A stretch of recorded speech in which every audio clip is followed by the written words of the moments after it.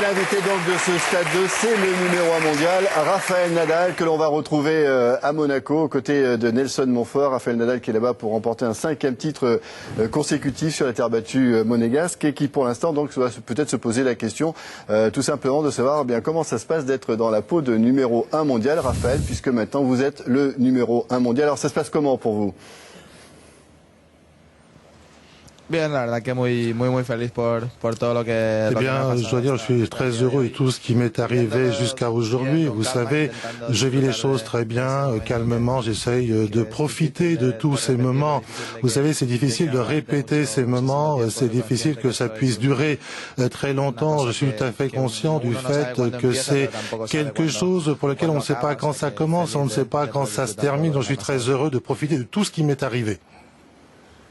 Nelson. Alors, bienvenido Raphaël, oui, bienvenido à vous également, cher Lionel. Nous sommes ici installés sur la terrasse de c'est Hollywood, ici, c'est Hollywood, sous les caméras de Pascal Gervais, en compagnie du numéro 1 mondial. Un formidable début de saison pour vous, Raphaël, hein. Victoire à l'Open d'Australie, puis dans le Masters 1000, etc. Vous êtes vraiment en pleine forme en ce début d'année. Bien, sí, la verdad que todo ha empezado mejor. Oui, tout à fait. Tout a commencé du mieux possible. Je suis effectivement très heureux de tout cela.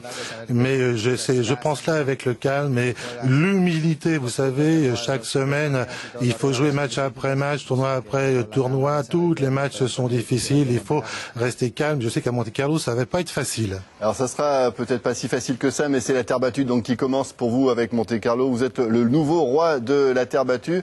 À Monte-Carlo également, à Roland-Garros, où vous êtes invaincu et vous marchez sur les plates-bandes d'un certain Björn Borg qui voulait s'adresser à vous grâce à Nicolas Vinoy. Alors merci à Anne Meunier pour les images d'archives. Vous l'avez entendu, Raphaël, Björn Borg pense que vous pouvez éventuellement réussir le Grand Chelem. Est-ce que c'est quelque chose qui vous passe un petit peu à travers la tête en ce moment? Bueno, lo primero agradecer a Borg sus palabras, ¿no? Alors, je dois d'abord remercier Borg des mots qu'il a prononcés.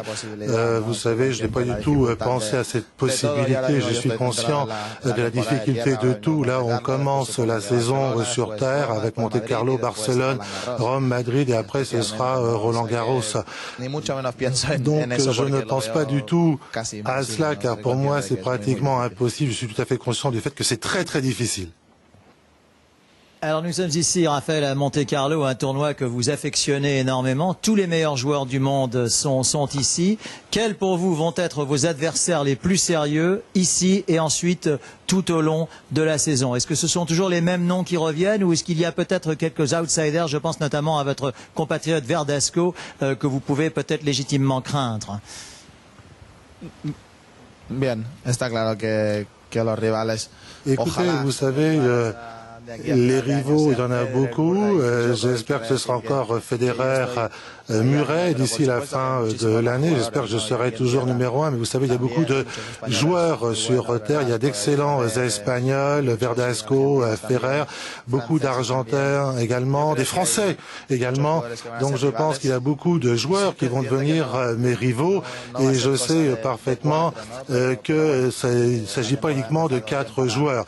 Maintenant, la saison a bien démarré pour les 4 que j'ai cités. Federer a bien commencé, même s'il n'a pas gagné de tournoi, il a fait de bons résultats. Djokovic également a fait d'excellents résultats avec la finale de Miami. Tout a bien commencé pour eux. Il faut voir la suite.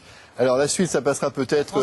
Pardon. Oui, je disais, ça passera peut-être aussi par une confrontation encore pour l'histoire, je dirais, avec Roger Federer, qu'on voulait féliciter puisqu'il s'est marié hier avec Mirka Vavrinek, Roger Federer, donc qui attend également un petit bébé pour l'été prochain.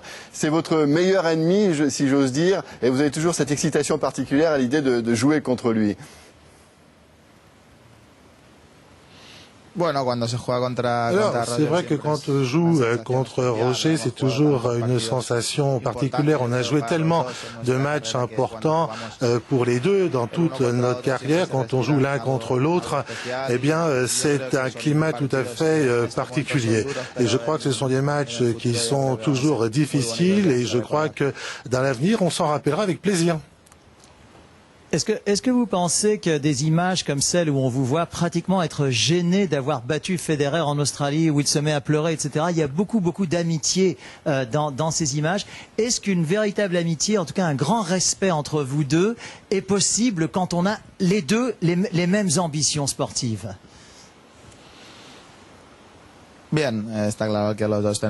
Écoutez, c'est sûr que nous avons de très bonnes relations. Il y a un grand respect entre nous. Et depuis toujours, moi je l'admire en tant que joueur de tennis, en tant que personne, ça me semble être quelqu'un de très bien. Et je crois qu'en fin de compte, le tennis, ce n'est qu'un jeu. Je crois qu'il ne faut pas le perdre de vue. Et si on est rivaux sur le court, il n'y a pas raison d'être rivaux à l'extérieur du court. Je crois que pour nous, c'est parfaitement clair. Et c'est vrai que notre relation est vraiment très bonne. Il n'y a jamais eu aucun problème, nous n'en avons pas. Alors, Raphaël, on sait que vos centres d'intérêt sont les suivants. Il y a la famille, bien sûr, le tennis et, j'allais dire, le Real de Madrid. Et on voulait vous faire une petite surprise puisque Iker Casillas, qui est le gardien de l'équipe d'Espagne et du Real de Madrid, eh bien, voulait être présent dans cette émission, vous faire un petit signe également grâce à Fabien Lévesque.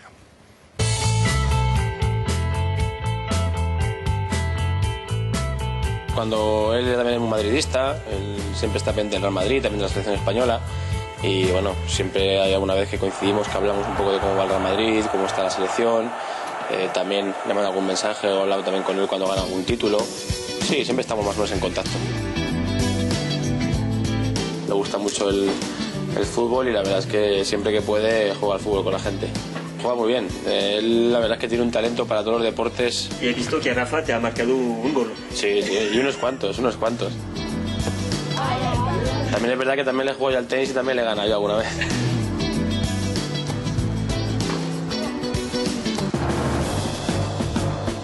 Es un fenómeno, la verdad. Juega muy bien, juega fenomenal. La verdad es que él siempre tenía un problema, que era Federer, que siempre parecía que estaba por encima de Rafa, pero que Rafa también era un auténtico monstruo jugando al tenis, hasta que ha podido doblegarle, ¿no? Y ahora resulta que Federer es el que tiene que estar detrás de Rafa Nadal.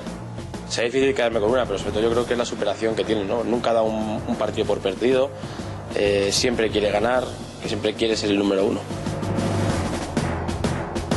Rafa Nadal como deportista está el Rafa Nadal como persona, y como persona es un chaval majísimo.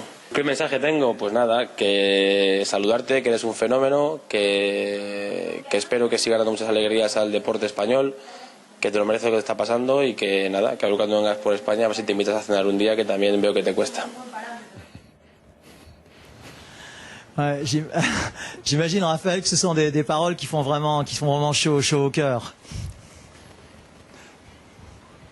Oui, effectivement, c'est vrai qu'avec lui, on a vraiment une relation excellente. Vous savez, ça fait 2 ans qu'on a beaucoup de très bons scores avec tous les sportifs espagnols, y compris avec les sportifs internationaux. Vous savez, nous, notre projet, c'est que de participer avec les gens qui ont la malaria au Mali. Donc on participe dans ce projet. On se connaissait bien avant ce projet, mais à partir de ce projet, notre amitié s'est renforcée. Et c'est vrai que lui, en tant que sportif, c'est un phénomène. Mais c'est un type tout à fait direct, naturel. Et encore, merci de tout ce qu'il m'a dit.